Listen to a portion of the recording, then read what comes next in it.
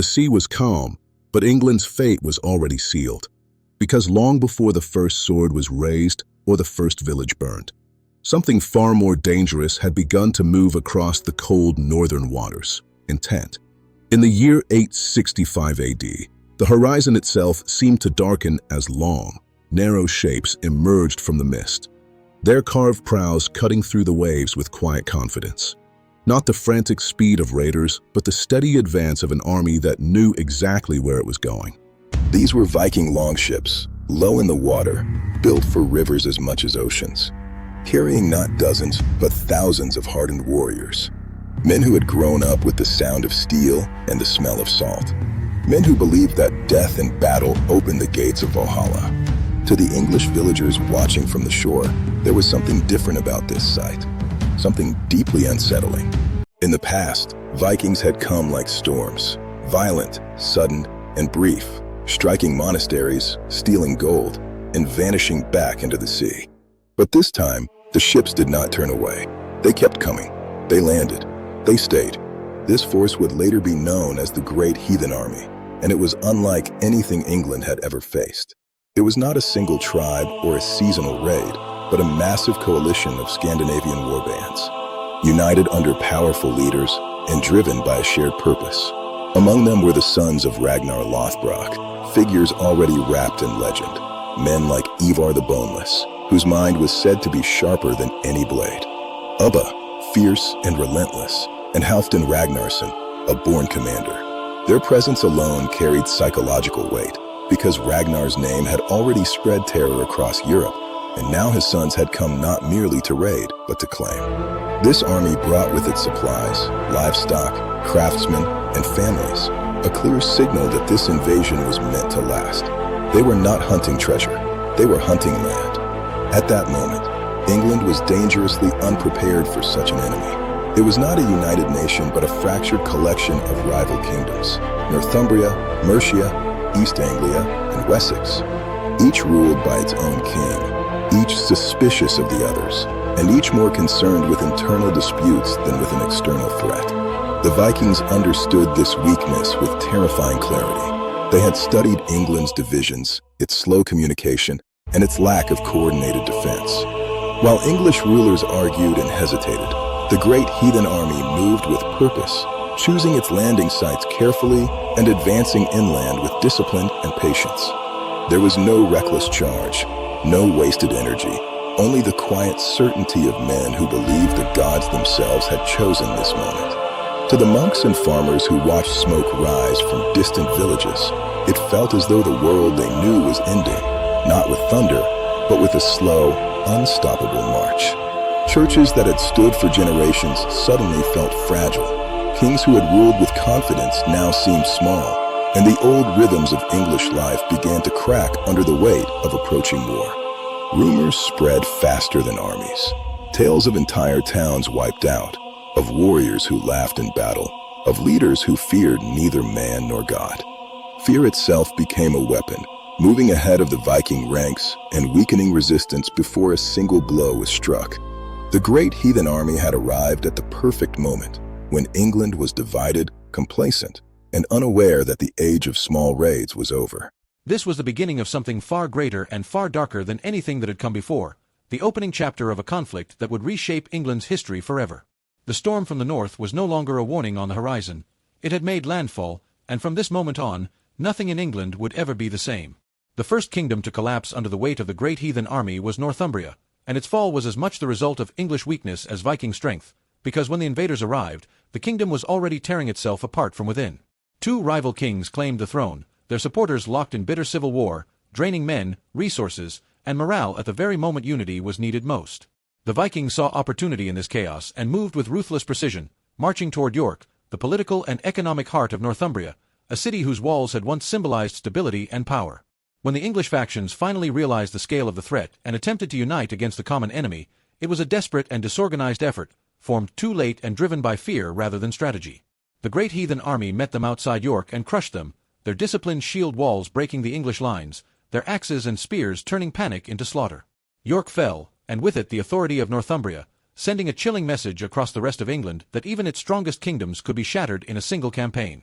From there, The Vikings did not pause to celebrate. Momentum was their greatest weapon.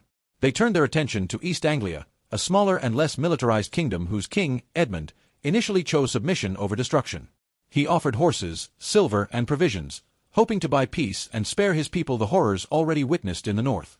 For a time, the Vikings accepted, using East Anglia as a base to rest, resupply, and prepare for further conquest, but peace with the Great Heathen Army was never permanent, only postponed. When Edmund later resisted Viking control and attempted to reclaim his authority, the response was swift and merciless. He was captured, bound, and subjected to a brutal execution designed not just to kill, but to terrify, as arrows were fired into his body again and again until he died in agony. His death became legend, and he would later be revered as Saint Edmund, but sainthood offered no protection to his kingdom, which was absorbed into Viking control. What made this wave of conquest especially devastating was that the Vikings did not simply raid and withdraw, they stayed. They seized farmland, occupied towns, and imposed their own systems of law and governance, transforming conquered territory into settled land rather than temporary spoils. English farmers were forced to adapt or flee, monasteries were stripped of wealth and influence, and entire regions began to feel less like England and more like Scandinavia transplanted onto British soil. Norse language, customs, and authority took root, creating a sense that the old order was being erased piece by piece. Mercia, once a powerful central kingdom, watched these events unfold with growing dread, but internal struggles and poor leadership left it unable to mount an effective resistance. As Viking pressure increased, Mercia weakened, its lands carved away and its king reduced to a figurehead under foreign dominance. By the time Mercia finally collapsed, the illusion of English strength had completely vanished. Kingdom after kingdom had fallen not in glorious final battles, but through a combination of division, fear, and relentless Viking strategy. The Great Heathen Army had proven that England's traditional ways of war and rule were no longer enough, and as smoke rose from conquered towns and Viking banners flew over once English cities, a terrifying truth became impossible to ignore. The old England was dying, and only one kingdom remained standing between the invaders and total domination. Alfred the Great's darkest hour came not in the clash of armies, but in silence and isolation, when it seemed that everything he had inherited and fought to protect was slipping away beyond recovery. By the winter of 878 AD, the Great Heathen Army had already crushed or subdued nearly every English kingdom, and Wessex stood alone, exhausted and surrounded.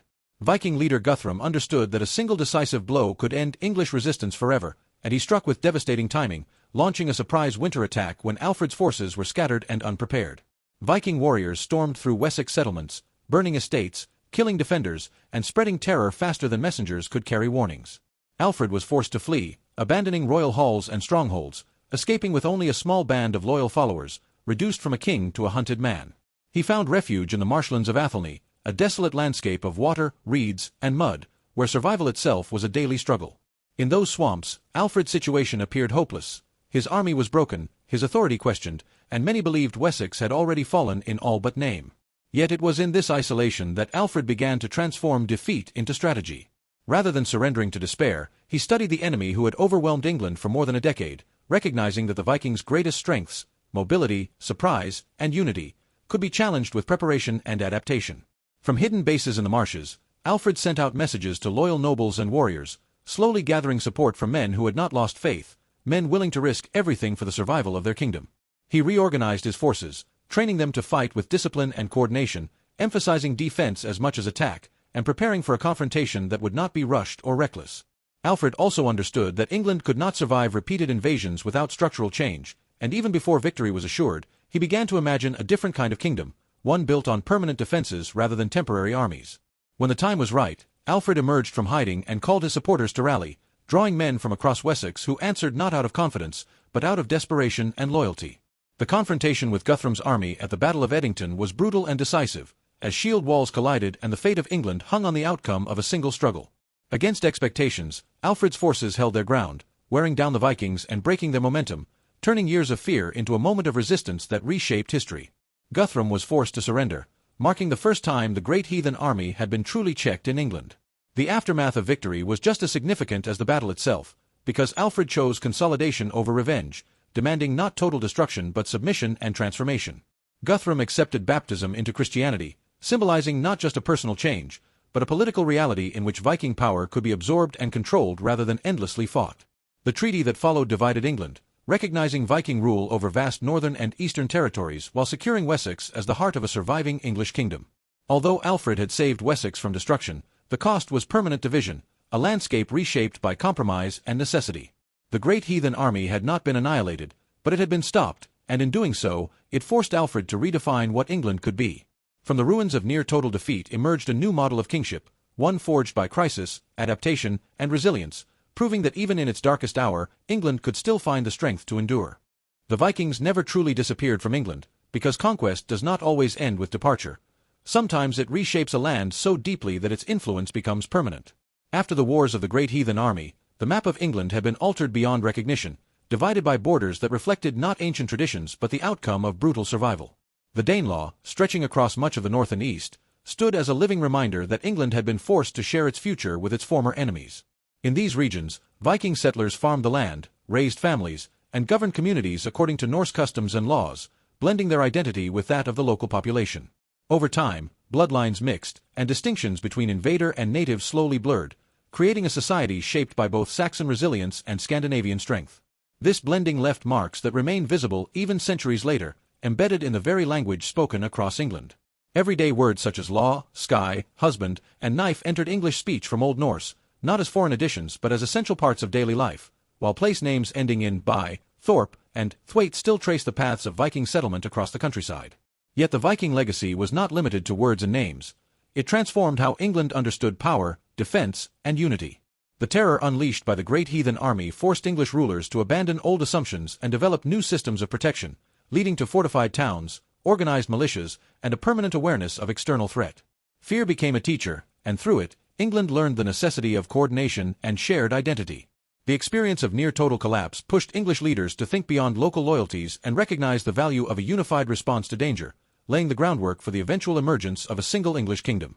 Even the concept of kingship evolved, influenced by the need to rule not just through tradition, but through adaptability and strategic planning, lessons hard learned in the face of Viking aggression. Culturally, the Vikings left behind a legacy of toughness and pragmatism, reshaping social norms and attitudes toward war, honor, and survival. Stories of Viking warriors and English resistance became part of shared memory, passed down through generations as warnings and inspirations, shaping how England understood its past and its capacity for endurance. The Great Heathen Army ultimately failed to conquer all of England, but in many ways, total conquest was unnecessary, because the damage it inflicted on the old order was irreversible. The England that existed before 865 AD, divided, complacent, and unprepared, was destroyed, replaced by a nation forged through prolonged struggle and adaptation. Out of burned villages and broken kingdoms emerged a stronger, more unified identity, one born from the realization that survival required change. The Viking ships that once darkened the horizon eventually vanished from English shores, but their impact did not fade with them. It lived on in the land, the language, the laws, and the mindset of a people who had been forced to confront annihilation and emerge transformed. The shadow of the Great Heathen Army still stretches across England's history, not as a symbol of defeat, but as a reminder that nations are often shaped most powerfully by the enemies they are forced to overcome.